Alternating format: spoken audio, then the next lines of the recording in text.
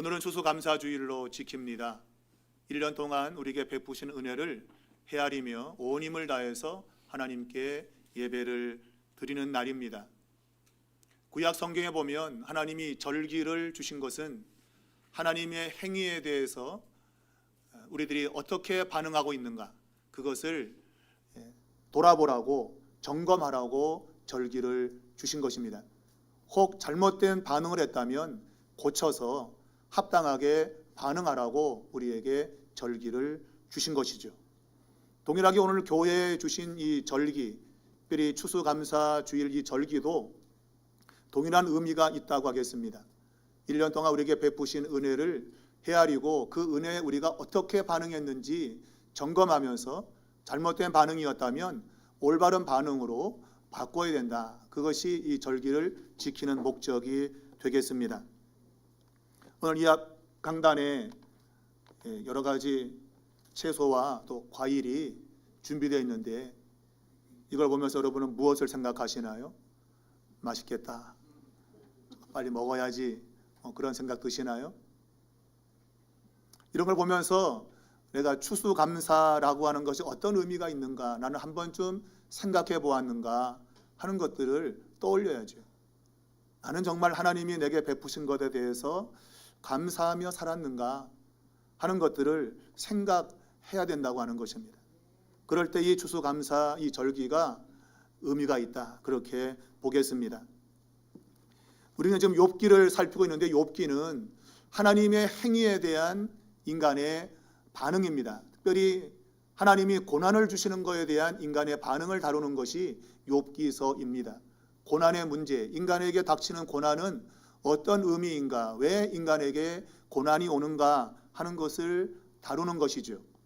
특별히 욥이란 사람은 의롭게 살았는데 의로운 삶에 고난이 왔을 때 그 고난에 어떻게 반응해야 되는가 하는 것을 우리에게 보여준다고 생각합니다. 욥은 극심한 고난 속에서도 하나님에 대한 순전함을 잃지 않았다고 했습니다. 사탄이 물질을 뺏어가고 또 자식 10명을 죽게 만들고 그리고 육신의 질병을 주었을 때조차도 욥은 그 입술로 범죄하지 않았다, 하나님을 욕하지 않았다, 그렇게 성경은 말하고 있습니다. 그럼에도 불구하고 그는 고통스러웠습니다. 그런 마음을 가졌다면 빨리 그 질병이 낫든지 뭔가 회복이 돼야 될 텐데 그렇지 않은 상황이 이어지고 있는 것입니다. 그래서 극심한 고통 속에 있을 때 친구 3명이 찾아왔고 그 친구들은 욥의 그 고난의 문제가 어떤 문제인지 답을 주려고 합니다. 그들이 주고자 하는 답은 인과응보에 대한 이야기입니다. 곧 원인이 있기 때문에 결과가 있다. 그들의 주장은 당시 모든 사람이 인식하고 있는 그러한 주장이었습니다. 보통 우리가 이제 3단 논법이라는 그러한 용어를 쓰죠. 곧 죄인은 고통을 겪는다, 욥은 고통을 겪고 있다, 그러므로 욥은 죄인이다. 이게 3단 논법이에요. 그러니까 원인이 있기 때문에 반드시 거기에 걸맞는 결과가 온다. 욥의 고난은 그의 죄에서 온 것이다 라고 욥에게 친구들이 이야기합니다. 그러나 욥은 도무지 그것을 받아들일 수 없었습니다. 왜냐하면 자신은 하나님을 경외했고 죄에서 떠났으며 진실하게 살았기 때문입니다. 그러니까 친구들의 그 이야기, 욥을 도와주려고 그의 잘못된 생각을 고치려고 한 것이 전혀 그에게는 도움이 되지 않았던 겁니다. 그래서 친구들은 작전을 바꿨습니다. 1차전에는 뭔가 욥이 잘못 생각하고 있고 그 생각만 바로잡아 준다면 이 욥이 그 고통에서 벗어날 수 있다고 생각했습니다. 그런데 욥이 자신들의 말을 듣지 않자 2차전을 이제 가지는 겁니다. 2차전을 가지면서 그들의 생각은 이제는 욥의 그 이해를 돕는 것이 아니라 그를 비난하고 그에게 나쁜 말을 하는 겁니다. 보통 정말 친구라고 한다면 그의 그 잘못을 어떻게 하든지 고쳐주려고 애를 써야 되죠. 근데 한 번 시도했다가 실패하자 이제는 그에게 비난을 퍼붓는 겁니다. 너는 죄인이다. 그래서 이제 뭐 바꿔주고 교정해주고 그런 마음이 없는 거예요. 그냥 무작정 비난하고 그가 죄인인 것을 지적하는 그러한 방향을 정한 것입니다. 우리는 친구들의 그러한 반응, 욥이 바꾸지 않고 여전히 자기의 무죄함을 호소하는 그러한 반응에 대해서 보여준 이 친구들의 반응, 그러한 반응 속에서 우리는 중요한 몇 가지를 깨달을 수 있습니다. 첫 번째는 남을 향해서 지적하는 말을 할 때 바로 그 말이 자신에게도 해당된다고 하는 것을 알아야 한다는 것입니다. 친구 엘리바스는 욥이 죄인이라고 지적하고 있습니다. 욥은 자신이 경험한 하나님은 이전의 하나님과 다르다고 느꼈습니다. 자신이 의롭게 살았는데 왜 하나님은 내게 고통을 주는가? 이것 때문에 그는 혼란스러웠습니다. 그리고 깨닫는 것은 하나님이 의인에게도 고통을 주는구나 하는 그러한 지식과 지혜를 얻게 되었다고 말합니다. 그러면서 내가 얻은 지혜와 지식은 너희보다 월등히 낫다.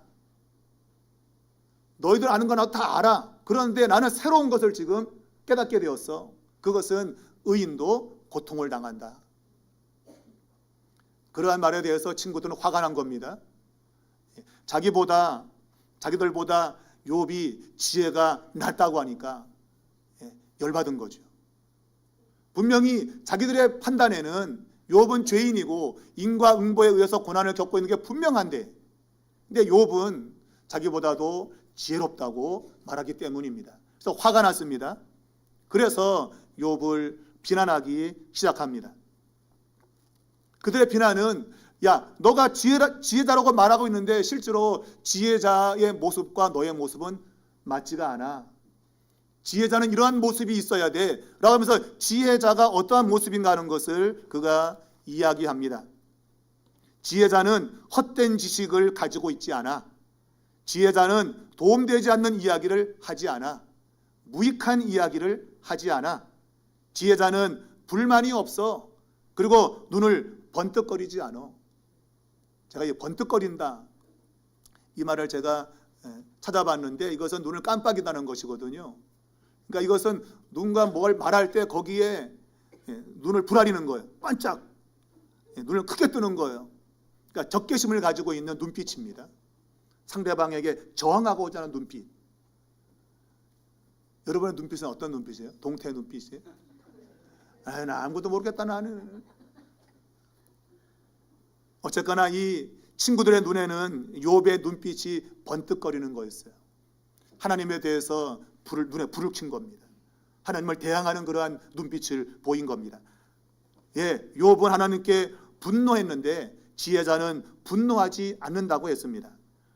그리고 입을 놀리지 않는다고 했어요. 근데 욥은 지금 지혜자가 가지고 있을 때 그런 모습과는 전혀 다른 모습을 가지고 있는 거예요. 그러면서 7절에서 9절까지 6개의 질문을 통해서 욥이 자기들보다 지혜롭다고 하는 그러한 것에 대해서 강력한 비난을 쏟아붓습니다. 너는 우리보다 지혜롭지 못해. 그러면서 친구를 비난하고 그를 정죄합니다. 이전에 그들의 모습은 어찌하든지 욥의 잘못된 것을 고쳐주어서 그를 고통 가운데서 벗어나게 해주려고 그랬어요. 근데 말을 듣지 않으니까 이제는 그를 비난하는 겁니다. 비난하고 정죄하는 것입니다. 오늘 이 욥의 잘못된 것을 지적하는, 그리고 너는 지혜롭지 못해 라고 지적하는 이 친구 엘리바스의 모습, 그 모습은 욥의 모습과 똑같은 모습이었던 겁니다. 욥이 반항적이었고 욥이 눈을 번뜩거리고 그리고 그게 말이 공격적이고 하나님께 막 분노를 표출하는 그러한 모습이 이 엘리바스에게도 그대로 들어있는 거예요. 욥을 비난하고 정죄하는 그것이 실제로는 자신의 모습에서 나타나고 있는 것을 그는 알지 못하고 있는 거예요. 이것이 오늘 우리가 이 땅을 살아가면서 정말 유념해야 될 부분입니다. 내가 누군가의 잘못을 지적할 때 그 지적하는 나의 행동이나 나의 말이 그와 거의 똑같다고 하는 거예요. 그러면서 우리는 나는 나하고 달라, 그런 생각을 가지고 있는 거죠. 행동이나 말은 그 사람과 똑같이 하면서도 나는 너하고는 달라. 그런 식으로 우리는 이 세상을 살고 있다고 하는 거예요. 우리 예수님께서 말했습니다. 내 눈에 있는 들보는 왜 보지 못하느냐? 남의 눈에 있는 티를 보면서 왜 네 눈에 있는 들보는, 그 커다란 그 막대기는 왜 보지 못하고 자꾸만 남의 눈에 있는 티는 보느냐? 그것이 여러분과 저의 모습인 거예요. 내가 남에게 뭐가 잘못을 막 이야기할 때 실제로 그가 범하고 있는 잘못이 내가 지금 범하고 있는 그 잘못으로 나타나고 있는 거예요. 근데 우리는 그것을 인식하지 못한다고 하는 게 가장 큰 문제인 것입니다. 여러분은 어떻습니까? 여러분은 누군가의 잘못을 이야기할 때 야, 저 모습이 내 모습인데, 그런 생각을 가지시나요? 그걸 가지는 사람이 진짜 지혜로운 사람인 겁니다. 근데 대부분 우리는 그렇게 반응을 안 한단 말이에요. 너하고 난 달라 하면서 그의 잘못을 막 비난하고 그를 막 그냥 죄인으로 몰아붙이는, 이것이 오늘 우리들의 모습일 때가 많은 것이죠. 욥의 잘못을 비난하는 이 친구 엘리바스, 그 역시 그의 모습 또한 욥이 보여주었던 모습과 똑같은 것이며 동일하게 그도 비난을 받아야 되는 겁니다. 여러분, 오늘 우리의 삶에 이런 것이 있다면 정말 바꿔야 됩니다. 바꿔야 됩니다. 남을 판단하기 전에 먼저 나 자신을 볼 수 있어야 됩니다. 나는 과연 저 사람과 다른가? 혹시 내게도 저런 모습이 있지 않은가? 내 자신을 돌아봐야 되는 거예요. 근데 우리는 나를 잘 안 보죠. 왜? 보면 나도 똑같은 놈인 걸 알기 때문에. 그래서 안 보려고 그래, 일부러. 안 보고 상대방을 막 비난하면서 자신이 그렇지 않다고 하는 것을 부각시키려고 하는 것이 우리들의 모습입니다. 여러분, 그것은 강력한 죄성입니다. 신앙은 남을 판단하는 것이 아니라 나를 돌아보는 것입니다. 참다운 지혜자는 남을 바라보는 것이 아니라 자기를 바라보는 사람입니다. 그것이 주님께서 우리에게 말씀하신 것이죠. 예수님께서 우리에게 보여주신 그 모습, 그것이 진정한 지혜의 모습입니다. 욥도 자기가 새로운 지식을 얻었고 지혜를 얻었다고 하나 그의 보여주는 사실 그 모습은 반항적이었고 공격적이었습니다. 또한 그 친구를 비난하는 엘리바스 역시도 분노가 있었고 공격적이었습니다. 상대방을 비난하고 비판하고 공격하는 것이 그들의 모습이었고 그 모습은 우리들의 모습이기도 합니다. 우리가 믿고 있는 예수 그리스도는 어떤 분이십니까? 그분이 이 땅에 오시는 모습조차도 조용했습니다. 위대한 왕이 세상에 올 때는 떠들썩할 겁니다. 그런데 예수님이 이 땅에 오실 때는 조용했습니다. 말 구유 위에 아이의 모습으로 오신 예수 그리스도, 그분은 세상에 떠들썩하게 오지 않았어요. 나 이런 사람이야 라고 외치고 오지 않았습니다. 조용히 오셨습니다. 그리고 예수님을 대적하는 자들에 대해서 동일하게 대적하지 않으셨습니다. 그들의 대적을 피했고 그들과 논쟁하지 않았으며 심지어 재판 가운데서 모함을 쓰고 십자가에서 처형당하는 그 순간까지 주님은 아무 말씀도 하지 않으셨습니다. 여러분과 저 같으면 어떻게 했습니까? 눈에 핏대를 세우면서 내가 왜 죄인이야 하지 않겠어요? 오늘 그것이 우리의 모습인데 우리가 믿고 있는 예수님은 전혀 그런 모습을 보이지 않으셨습니다. 그분의 모습은 이사야 42장에 나오는 하나님의 종의 예언의 모습을 성취한 것입니다. 이사야 42장을 보게 되어지면 거기에 내가 택한 종, 나의 종은 이렇다라고 예언되어 있습니다. 거기 보면 그는 외치지도 않으며 그리고 목소리를 높이지 않으며 거리에 소리가 나지 않는다. 그분은 자신을 반박하거나 자신을 드러내기 위해서 요란스럽지 않다는 거예요. 평온했고 그리고 인내했고 그리고 참았다는 것입니다. 바로 그분이 하나님이 택하신 종이었다고 말하고 있어요. 오늘 우리가 예수를 믿는 하나님의 사람으로 부름을 받았다면 동일하게 그러한 모습이 우리에게 나타나야 됩니다. 근데 우리는 그런 모습과 너무나도 거리가 먼, 그러면서도 우리는 예수님을 믿고 있다고 우리는 말하고 있습니다. 여러분, 주님은 상한 갈대를 꺾지 않으시고 꺼져가는 등불도 끄지 않는다고 했습니다. 여기서 상한 갈대와 꺼져가는 등불은 비참한 지경에 있는 그러한 존재를 가리킬 겁니다. 근데 우리는 어떻습니까? 우리는 강자에게 비굴하고 약자에게 강하지 않습니까? 나보다 센 사람에게 막 굽실거리고 약한 자는 그냥 발로 짓밟으려고 하는, 그것이 오늘 우리들의 모습 아니에요? 여러분은 안 그래요? 나보다 좀 못한 사람은 그냥 함부로 대하고, 나보다 높은 사람, 나보다 많이 배운 사람 같으면 거기서 주눅 들어가지고 이러고 있고. 오늘 예수 그리스도는 오늘 비참한 자리에 있는 사람들조차도 그분은 무시하거나 깔보지 않았다고 하는 거예요. 상한 갈대를 꺾지 않는데 우리는 상해서 꺾어버려요. 쓸모없구만 이거. 그것이 우리의 모습이라면 여러분 바꿔야 됩니다. 우리의 믿음은 주님이 우리에게 보여주신 그 삶을 그대로 모범으로 삼는 겁니다. 그리고 그분은 끄거나 꺾지 않으셔요. 그리고 도리어 예언대 말씀에 의하면 세우고 교훈한다고 되어 있습니다. 제가 서두에 말한 대로 이 친구들은 처음에는 교훈했습니다. 근데 말을 듣지 않았어요. 그랬더니 꺾어버리는 거죠. 말 안 들어? 꺾어버리는 거죠. 처음에 세우려고 했어요. 그러나 실패하니까 꺾어버리는 것이죠. 그게 여러분과 저의 모습이에요. 마음에 안 들어봐요. 꺾으려고 그러죠, 여러분. 이게 어디서 그냥. 그게 우리들의 모습이에요. 주님은 여전히 꺾지 않고 끄지 아니하고 세우고 교훈한다고 했어요. 인내하며 끊임없이 옳은 길을 제시하고 기다리는 것이죠. 그것이 여러분과 저를 구원으로 이끄는 주님의 방법이었던 거예요. 만약 주님이 안 되겠네 이거 꺼버리면 여러분과 저는 이 자리에 있지 않습니다. 주님이 우리를 바라보시고 인내하시고 그리고 우리를 세우시고 교훈하셔서 우리를 꺾지 않고 끄지 않아서 우리는 이 자리에 있는 줄 믿으시기를 축복합니다. 그것이 주님께서 우리에게 보여주신 참된 지혜의 모습이었다. 이것이 오늘 성경이 우리에게 주는 중요한 교훈입니다. 두 번째는 이 고난이 지혜를 준다고 하는 것입니다. 친구 엘리바스는 욥이 고난 가운데 있는 그것은 인과응보의 당연한 결과라고 생각했습니다. 근데 놀랍게도 이 욥은 그 고난 중에서 전에 알지 못했던 하나님을 경험했던 거예요. 의인에게도 고난을 주시는 하나님을 경험했던 겁니다. 그것이 그에게는 지혜였습니다. 그런데 친구들은 욥이 경험 속에서 지금 깨달은 걸 무시하는 거죠. 원래 전통에 의하면 그런 일은 없어. 너가 잘못 생각한 거야. 참다운 지혜는 전통적으로 오랜 세월을 거쳐면서 확립되어진 그런 게 지혜라고 하는 거야.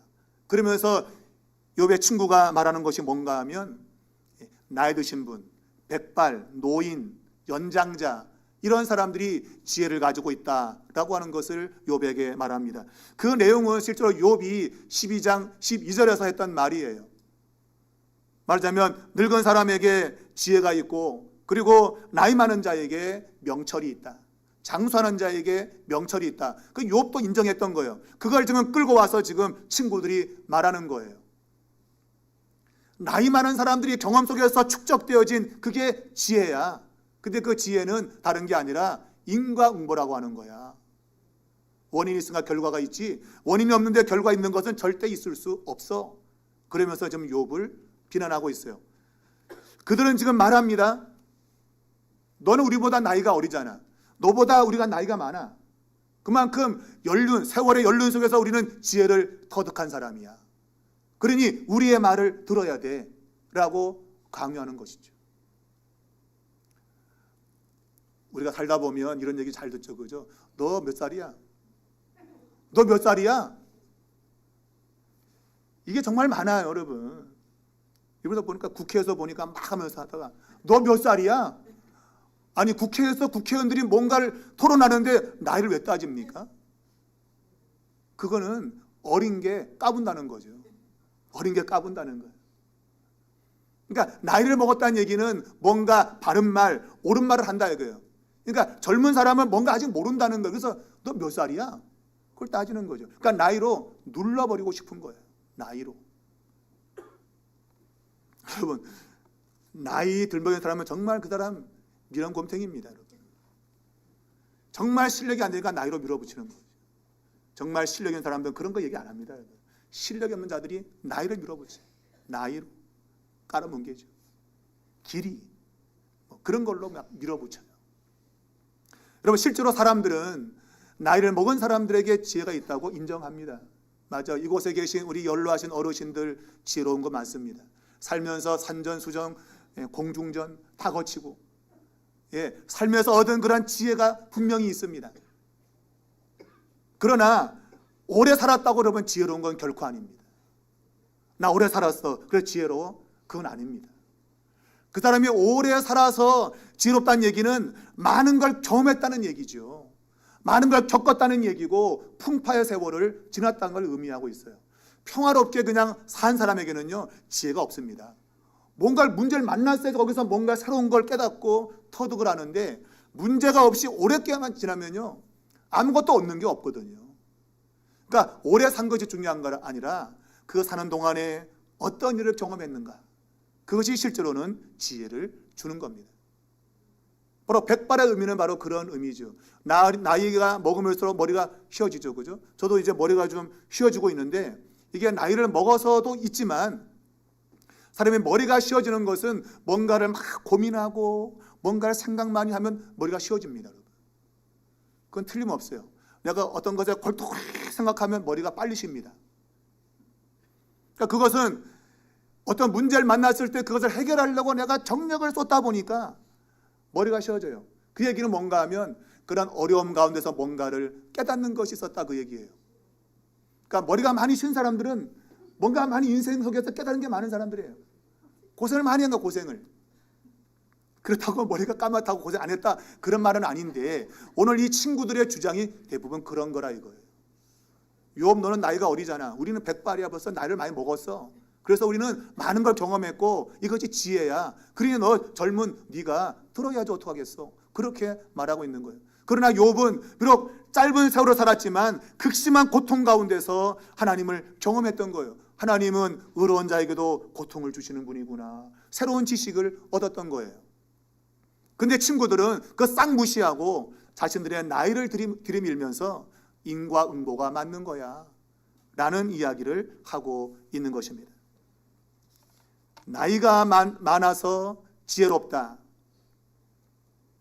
만든 이야기입니다. 그래서 그들이 지금 인용한 게 뭔가 하면, 욥이 네가 제일 먼저 난 사람이냐? 산들이 있기 전에 네가 출생했냐? 라는 이야기를 하고 있어요. 이 이야기는 잠언 8장에 나오는, 지혜장이라고 일컫는 8장에 나오는 내용을 인용한 것입니다. 특별히 8장 25절에 보게 되면 이 세상을 하나님이 창조할 때에 지혜가 함께 했는데 그 지혜가 가장 먼저 출생한 자라고 잠언이 말하고 있어요. 그러니까 지혜는 가장 먼저 세상에 나온 존재인 거예요. 근데 우리는 그 지혜를 우리의 신학적 해석으로는 예수 그리스도로 해석을 합니다. 하나님의 지혜 예수 그리스도, 그분이 세상을 창조할 때 함께 하셨죠. 오늘 욥에게 야 네가 제일 먼저 출생한 지혜로운 자 맞아? 아니죠. 걔가 뭘 제일 먼저 출생했겠습니까? 근데 마치 제일 먼저 출생한 지혜로운 자같이 지금 네가 말하고 있다 이거예요. 실제로는 그렇지 않은데, 이 말을 하는 건 무슨 얘기입니까? 가장 먼저 출생한 사람은 가장 나이가 많은 거예요. 그러니까 나이가 가장 많은, 그러니까 연로하고 백발인 이런 사람이 지혜가 있는 거다라는 것을 강조하고 싶은 거예요. 그래서 제일 먼저 출생한 자, 그가 지혜자인데, 그게 잠언서에 나오는데 너는 그렇지 않지 않느냐, 그 얘기를 하고 있는 거예요. 곧 자신들이 백발이고 나이가 많으니 이 지혜로운 말을 들어라, 그런 얘기죠. 그러니까 이 고난의 문제는 욥에게는 하나님이 새로운 하나님으로 나타나신 거예요. 왜 이 고난이 왔는지 이해할 수 없어요. 그러나 분명히 하나님이 주신 게 맞아요. 근데 욥은 이해하지 못하는 거죠. 근데 친구들은 네가 고통당하는 것은 죄 때문에 그런 거야. 죄 때문에. 그러니 빨리 그 죄를 회개하든지 돌이켜야 된다. 이것만 자꾸 강조하고 있는 거죠. 그렇지 않으면 너는 지혜가 없는 자다.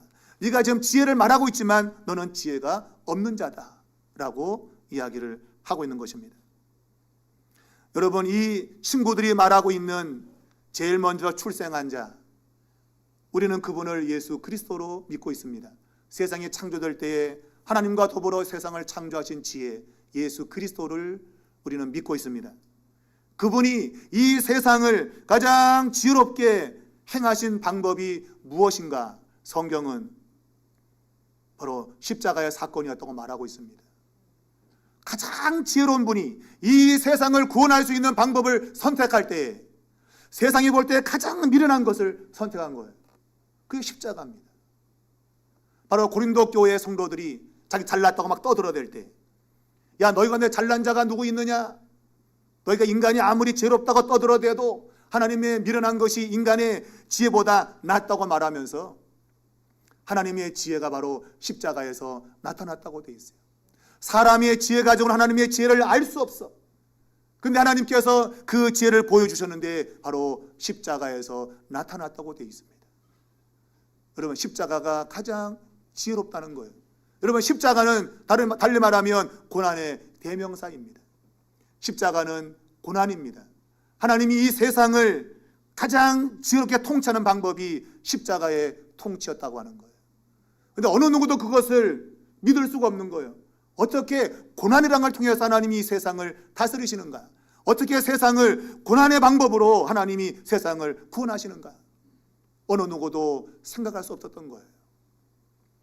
마귀조차도 이 구원의 계획을 알지 못했어요. 그래서 저 예수만 죽이면 난 하나님께 이긴다라고 예수님을 십자가에 몰아 죽인 겁니다. 근데 실제로 그것은 자기의 발등을 찍는 가장 어리석은 방법이었어요. 하나님의 지혜가 나타난 것입니다. 사단이 하나님을 이기려고 도전했는데 예수를 죽이면 된다고 생각했는데 하나님은 예수님이 죽는 그 고난의 방식이 하나님의 승리를 가져오는 가장 지혜로운 방법으로 만드셨다는 거예요. 이걸 보면 이 세상을 살아가는 방식이 우리가 원하지 않는 고난이 찾아오지만 그러나 고난이 결국 우리에게는 하나님의 큰 유익을 주는 하나님의 지혜의 방식임을 우리가 깨달아야 된다고 하는 거예요. 이 세상 살면서 이 고난의 길을 가지 않은 사람 인생 하나도 없습니다. 있다면 나와보라 하세요. 이 가운데 지금 손 들고 나 고난 한 번도 안 당했어요. 여러분 한번 손 들어볼 수 있는가? 절대 없습니다. 여러분. 얼굴이 환해 보여도 지금은 화장으로 다 막 가리고 커버해가지고 나 지금 괜찮아지만 집에 가면 홀로 눈물 지을 사람 많습니다. 내가 남에게 보일 때는 아무 걱정 근심 없는 사람처럼 보이지만 그러나 홀로 남아있을 때 이렇게 눈물을 흘리고 인생이 이게 뭔가 탄식하는 분들이 분명 이 가운데 있습니다. 문제를 해결하지 못해서 전전긍긍하는 사람들이 분명 이 자리에 있습니다. 그래 여러분 기억하시기 바랍니다.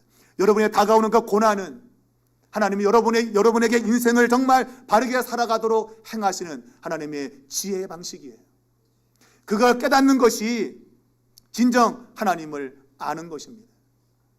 많은 사람들이 고난을 싫어합니다. 그러나 주님은 우리에게 십자가를 지고 나를 따라오라고 말했어요. 그것이 가장 지혜롭게 인생을 사는 것이기 때문입니다. 이걸 이해하지 못하면 여러분 아직까지 십자가를 모르는 것입니다. 하나님을 모르는 것이고 예수 그리스도를 모르는 것입니다. 우리는 우리의 힘을 자랑하면 그것이 내 인생을 성공의 인생으로 만든다고 생각해요. 착각입니다. 내 인생을 성공 이끄는 것은 고난의 자리에 내가 들어가는 겁니다.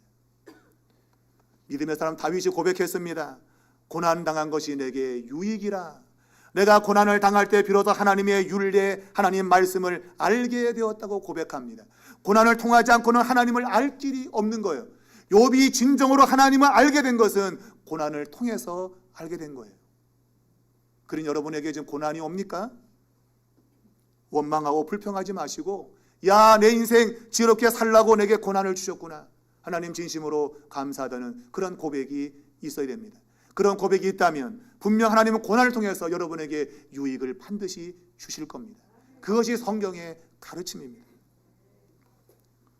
오늘 예수 그리스도의 가장 지혜로움이 십자가에서 나타났다고 하는 이 분명한 사실 앞에 우리는 겸손하게 무릎 꿇고 내게 어떤 일이 벌어지든 간에 하나님을 신뢰하셔야 됩니다.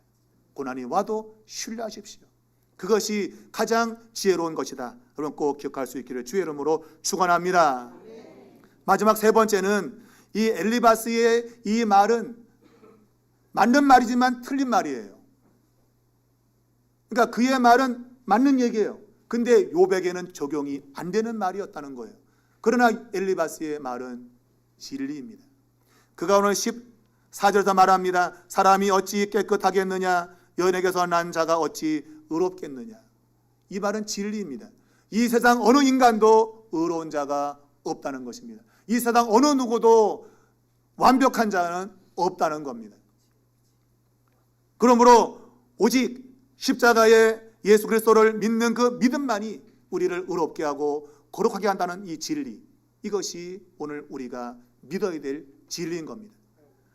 오늘 많은 사람들은 나름대로 자신이 괜찮아서 이 정도면 괜찮아서 내가 예수 믿고 구원받는 거야 라는 착각을 가지는 분이 있습니다. 여러분 절대 그렇지 않습니다. 나의 구원은 나에게는 아무런 조건이나 이유가 포함되지 않습니다. 전적인 하나님의 은혜로 구원을 받는 것입니다. 엘리바스가 사람은 깨끗할 수 없다, 의로울 수 없다고 힘주어 말하고 있습니다. 이것은 사실입니다. 오늘 그는 이렇게 말합니다. 하나님은 거룩한 자들을 믿지 아니하신다.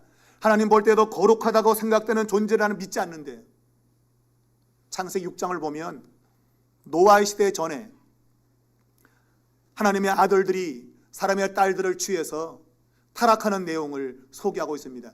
노아의 시대는 죄가 관영한 시대였는데 그 출발점이 거룩하다고 하는 하나님의 아들들의 타락이었습니다. 인간의 딸들을 바라보고 그 마음에 자기가 하고 싶은 대로 추구하다가 결국은 노아의 죄악의 시대를 만들어 낸 겁니다. 거룩하다고 이름 붙은 하나님의 아들조차도 타락을 하는데 하나님이 누굴 믿겠습니까? 누굴 거룩하다 하겠습니까? 하나님 외에는 거룩한 자가 존재하지 않는 겁니다. 우리는 이 사실을 분명히 인식해야 돼요. 나에게는 거룩의 요소가 1도 없습니다. 1도 없습니다. 하나님이 내게 어떤 거룩의 속성이 좀 있다, 그래서 내가 너 구원할게, 천만의 말씀입니다. 여러분과 저는 거룩과는 아예 담을 쌓고 살아요.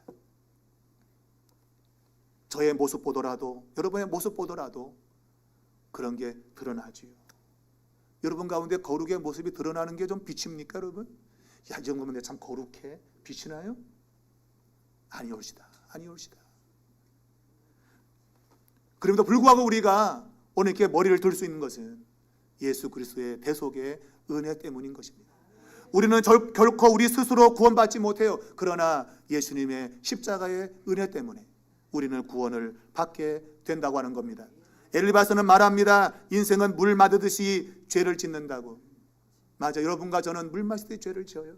맞아요. 오늘도 아마 이 설교 듣고 나가서도 아마 또 싸울 겁니다. 여러분. 뻔합니다, 여러분. 안 싸우지 않습니다. 또 니 잘했네, 나 잘했네, 또 싸우고 얼굴 붉힐 겁니다. 우리는 죄를 짓기에 물 마시듯 너무 자연스럽게 살아요. 그런 우리가 어떻게 구원을 받아요, 여러분? 저 같으면 절대 구원 안 줍니다, 여러분.